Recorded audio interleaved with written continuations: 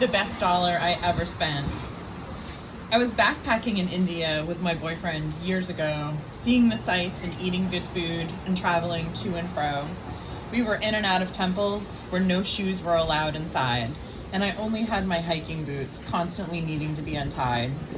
I was taking them off and putting them on 100 times a day. This was all so cumbersome. There had to be a better way.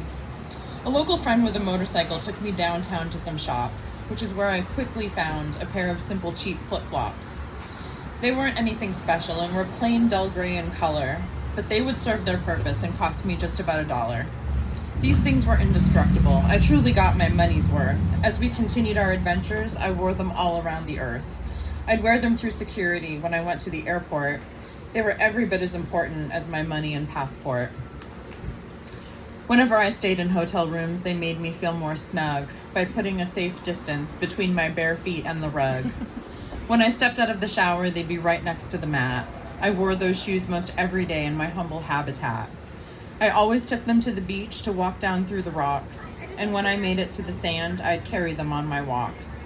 Sometimes my cats would chew on them, leaving teeth marks in the soles, but it wasn't really noticeable. They just left some little holes. One day after cleaning them, I set them by the heat to dry.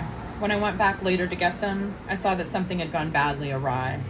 The flip-flops, they just got too hot, and one had started to melt. They were not quite unusable, but I wasn't crazy about how they felt. I realized they wouldn't last forever, and this thought was so hard to face, but I figured that I should start looking because they would be hard to replace. I even had a friend from India try to hunt down some shoes locally, but it sounds like the Indian market just is not what it used to be. Yesterday, after 20 years, I bought a pair brand new. They're made from similar material, but they're not gray, they're blue.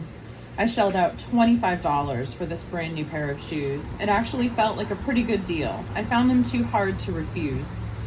I cut off the tags on the new ones and I threw the old ones away.